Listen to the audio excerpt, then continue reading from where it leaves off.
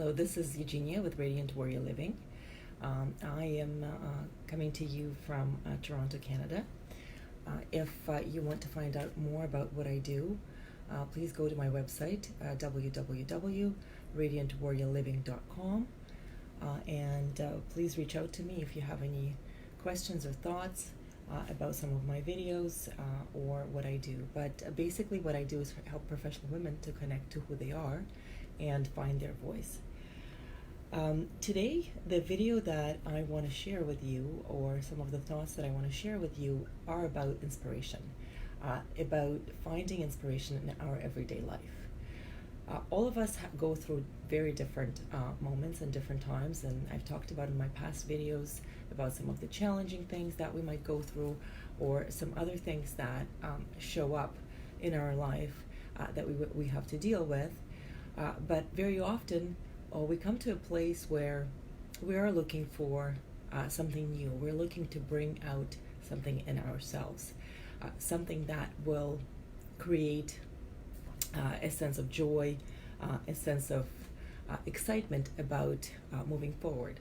So the topic of today is inspiration. And the reason I wanted to talk about inspiration, because I myself do go through sort of certain ups and downs, and I very often look for ways to get inspired, because I find that when I am inspired from seeing something, or kind of having that feeling from inside me show up, that's where I am the most creative, I'm the most productive. I'm also not just productive, but I'm also in a state of flow.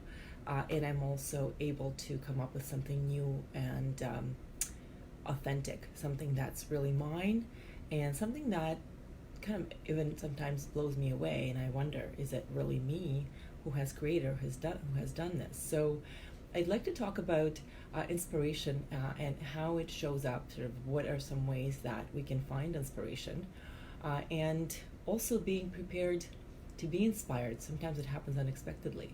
And I'll also share some practical tips on what are some ways that we can find inspiration. So inspiration is really, it comes from a Latin word, inspirare, which means in spirit. So it's kind of basically, as a translation, it's divine guidance. So inspiration is something that comes from the inside. It's this feeling that is created within us. And it's sort of this guiding force, or it's kind of the combination of something created within that brings out something, brings out like some, when we create new ideas, they show up and we are motivated to move forward. So there is a big difference between inspiration and motivation. Motivation is really a pulling force. It's not a guiding force. So it's a big difference between, what inspiration is and what motivation is. Inspiration is something that really comes from within, and motivation is having a motive that pulls you to move forward. So it comes usually from outside. So there is a big difference between, what inspiration and motivation is. And we need both in our lives. We need the inspiration and we need the motivation. Very often, people might not be motivated, but they might be inspired. And that inspiration can propel them forward to do something, to create, but they might not have the motivation to continue. So these things are intertwined, but they're not the same thing. So today we really will talk about inspiration as something that comes from the inside. That feeling that's created when we look at something beautiful, when we see something that inspires us, when we see somebody doing something that really brings up a feeling of joy or excitement, or something that brings out a sense of purpose, or reminds us as human beings why we're here. So inspiration is really about creating the sense of being connected to something bigger than we are. And the way we can find inspiration in our life is really about a number of things. We can live our life from a point of view of kind of, I need to do this, I have to do this. And that creates really kind of a sense of, I'm obligated to something. And that's not a sense of liberation and freedom. Inspiration is really connecting to who you are. So one of the ways that I bring myself to inspiration is to bring myself to sort of connecting to who I am really deep down, despite sort of all the things that are going on in my life, despite all of the things that I've been through, and kind of who am I? My sort of my inner child, my sort of sense of who I am, and not sort of my career or where I've been, what I've done. I mean, all of these things obviously fall into the kind of the identity of who I am. But deep down, I am still, sort of a human being who likes to have fun, who likes to live and feel, and has certain traits. And I have a very fun, loving spirit, and so on. So I come back to who I am deep down, to bring myself back to that state of wonderment and curiosity. And a lot of the times it makes me think of my childhood, because if you think of kids, they are very spontaneous. And inspiration is something that can come spontaneously. So, it's really bringing yourself back to that state of where am I, who am I, that connects me to that, free-spirited, self that I am outside of all the circumstances around me. So being able to bring yourself to that state, it's very important to find the time for yourself, to find the time to connect to who you are. The inspiration can visit unexpectedly, but if you're not paying attention, if you're too concerned about this or that, which is natural when we have a lot that we're going through, it wouldn't be helpful. We wouldn't notice it when it shows up. Elizabeth Gilbert, in her book, The Big Magic, when she talks about kind of how inspiration comes to her when she writes books, or in the past when she was working on something, she said that when you force yourself to be inspired, or to kind of to find the idea, it might not come. But when you're open to it, so it's a process. It's something that takes you to a place of being in the flow. So the best way to connect to kind of to that feeling of flow and to flow towards that inspiration is finding things that you love to do, and doing more of those things in your life, or at least carving out the time in your life to do those things that you enjoy and love so much. And what are those things? Have you spent the time really understanding what those things are? Because we get so busy, and I am guilty of that myself. When we have families, we have careers, we have responsibilities with with kids, community, family members. I mean, we all have lots that we carry on our shoulders, and very often we put ourselves last. I mean, this is not a new idea or a new concept. I have been doing that my whole life, and I've come to a point where this is really the time to start thinking about my life, and what do I want, and what does my life stand for. And inspiration is one of those things that is present. It's just really important to connect to it, or to find the state of being where that inspiration can show up, and you can notice it and actually pick up on it, and take it and do something with it that would inspire you to continue. So there's many ways that we can find inspiration, and very often we think that it has to be something extraordinary that would inspire us, and it does sometimes, of course. I totally agree. I think that seeing somebody do something that's totally out of the ordinary, or something that nobody expected that person to do or anyone else to do, is definitely one of the things that would be super inspiring. But inspiration can also be there in the mundane, in our everyday life, and I'm a big believer in that. And actually, this video was inspired by the things that happen around me in my life that I feel inspired by. It's the people sometimes, how they react to things, who they are, how they show up in their life, and things they do, and how someone can take an idea and really, bring it forward, and create something much bigger out of it. Sorry, I'm just working with my camera here. So, the other thought that, I have is that when you have, a true inspiration in your life, you are, in a state of seeing things from a different perspective, or from seeing things in a new perspective. So it's being present, but also finding the time to capture that idea. Very often, I have ideas and they show up, or inspiration that shows up, and different ideas that come from it, which, they show up and then they disappear. They disappear into nowhere. So I find that it's really being present, but it's also being able to capture them in one way or another. So one of the ways that I do it is I have notebooks everywhere.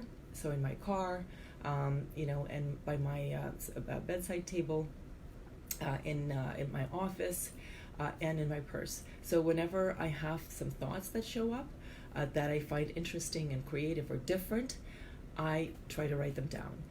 The last option that I have is the notes on my phone. So when I'm walking, I find when I'm actually walking in nature especially, and I'm walking my dog, there's lots of ideas that show up. So what I do is I record voice notes, or I put them, I record them into my notes, and just say it. Sometimes it doesn't translate or doesn't record very well, so maybe the best way is just do a voice note, that a reminder to yourself to come back to that idea, because these things are sort of free-flowing out there. Again, Elizabeth Gilbert, in her book The Big Magic, she talks about how ideas are just those entities that flow in the free space, and if we're open to them, they can pop into our head, and if we're not, they won't, or they pop in and then they disappear. So it is being present, noticing them, but also being able to capture them in a specific moment. So, when you're doing something and something interesting shows up for you, like an idea or a thought, if you can find a way to capture it, I find that many times that I said, oh, of course I'm going to remember later, unfortunately I did not. So I do suggest that, you find a way to capture it, or at least remind yourself that this is a thought that you've had, and maybe you can come back to it a little bit later. So, there's many inspirations that we have in our lives, and again, it comes from the people around us. It comes from nature. I mean, there's so many beautiful things that nature has to offer, and they're so real, and just the beauty and the kind of the magic that is there is so divine. So it's really looking around you and being open and present to those types of ideas, or to what shows up. I do believe in quiet contemplation. Some people call it meditation. Some people, just call it silence. There's many ways to kind of you can quiet your mind, or at least you can find a way to ground yourself or to center yourself. Whatever practice you use. For some people, it's actually moving. Whatever works for you, it's very individual. None of us are, there's no magic pill, or there's no one pill for everybody. So whatever you can do to bring yourself to that state, I recommend it. And by now you probably know what it is. So the more often you do it in your life, the more it will help you to get to that place. So the quiet contemplation allows us to sometimes just be able to contemplate, just to see, just to notice. And it's not about being idle. I know for a long time, in the Western culture, I mean, I grew up in a place where a lot of the times being idle was considered such a bad thing, and it took me a very long time to get to a place where I can allow myself to just be. And it's not an easy thing, especially when your mind keeps going, and we've all been conditioned in one way or another. So finding a way where you can just be and contemplate and notice and just be present. Notice your feet, notice your hands, notice your body, notice your breathing is one of probably the most maybe easiest, but at least the most kind of the quickest ways that you can find yourself in that moment, being grounded. So breathing can really help that. So whatever it is that you can do to bring you to that state is one of the first steps to sort of get to a place of where you can at least start noticing things and what's happening around you. Being open is the other thing that's very important, right? It's really kind of noticing and seeing things from a different perspective.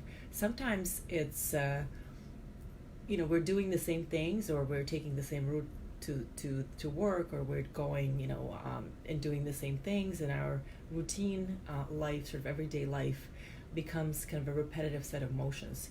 But what if you throw something different into it? You take a different route home, you go have coffee in a different cafe, you take a different walk, or you talk to somebody, or you throw something in and see what happens. Because when you try to vary things up, or to bring something new into your life, it can actually trigger a set of things that will change that flow and will potentially help you see something interesting in your life.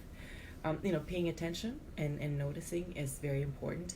Again, that comes from kind of giving yourself that time for quiet contemplation, understanding what's going on within you and coming back to yourself. But it's really about being present. So again, finding the ways that you can find yourself being present in the moment would be very helpful.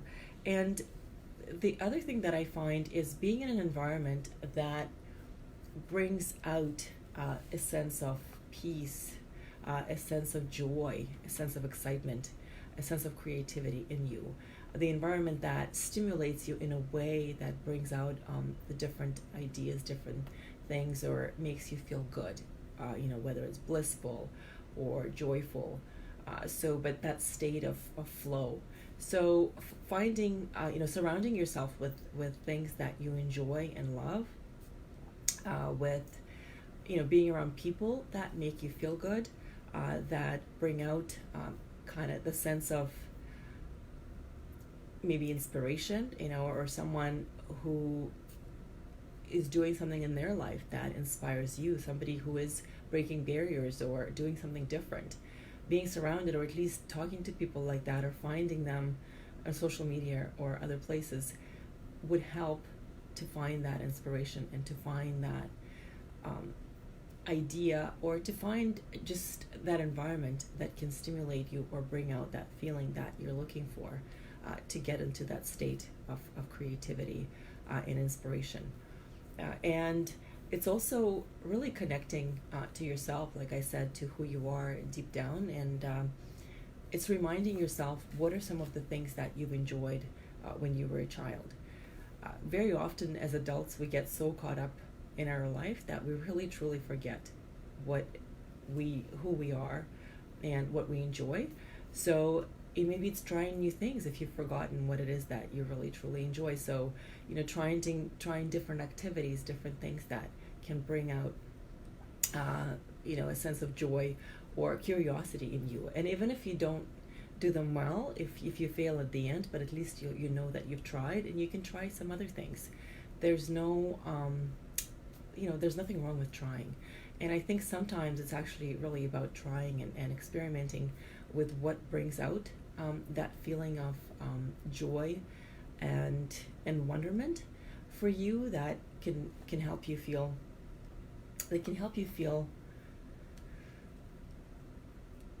bring you back, bring you back to that feeling of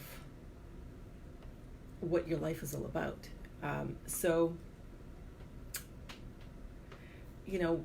Creating the right environment is one of the important things for sure, but it's also really being present and doing things that you like. So whether you can find some of the activities, it could be something creative, it could be writing, it could be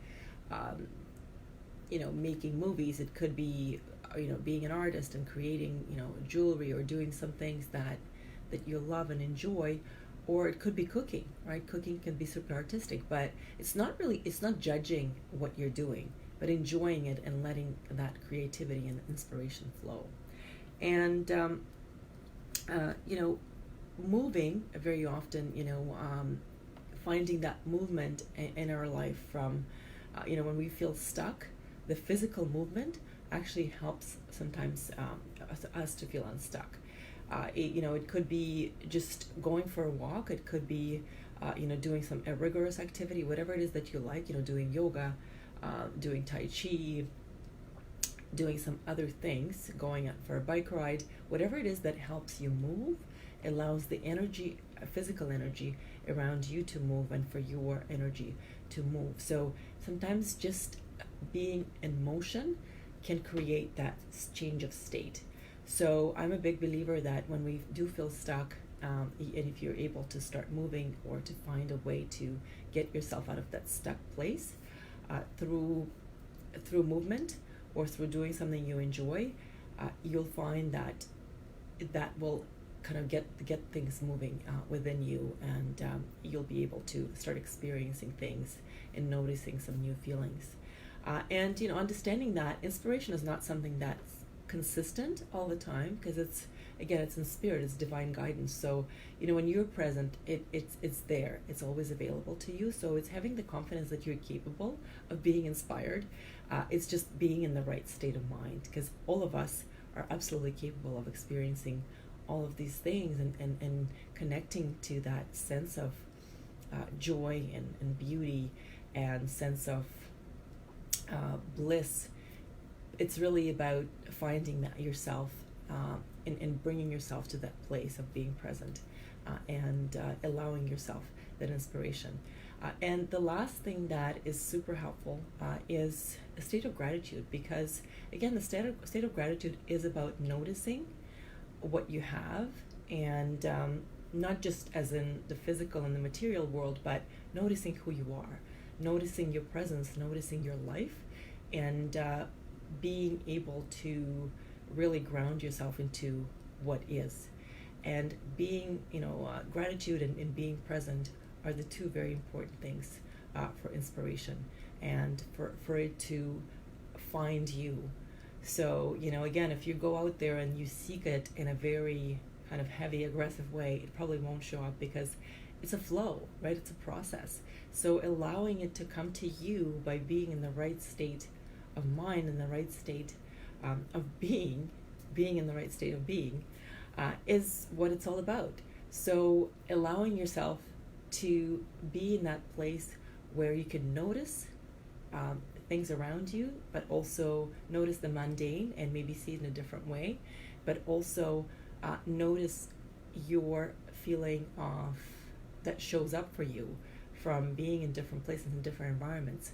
And the environment is a very important thing in our life, and sometimes we forget that what we have around us influences us. So one last thing that I want to mention is that very often we all notice that maybe something or someone in our life is not good for us, but we feel like we owe it to that person, or we have to do something. But it's also understanding that the right environment helps us be who we are, but also helps us get to that state of being inspired, state of being in the flow. So if you notice that certain environments are not good for you, if there is a way that you can avoid them or spend less time in those environments or with the people that might create those environments and those situations for you, it's really understanding that and being aware of it and finding ways that you can, if you have to be in that environment, how can you find a way to unleash sort of that negative feeling and come back to a place in a state of being that is creative and that's inspiring and that is bringing you back to yourself, where that you're here and you're here to be, you're here to create, but you're here to also be inspired, and that you're very capable of having that inspiration in your everyday life. So thank you for watching this video. I'm hoping that you can find inspiration in the everyday life, and I'm going to have more videos coming up next Thursday. I also am working on a couple of videos that will be on my YouTube channel, Radiant Warrior Living, and on my website, www.radiantwarriorliving.com. I wish you a wonderful day.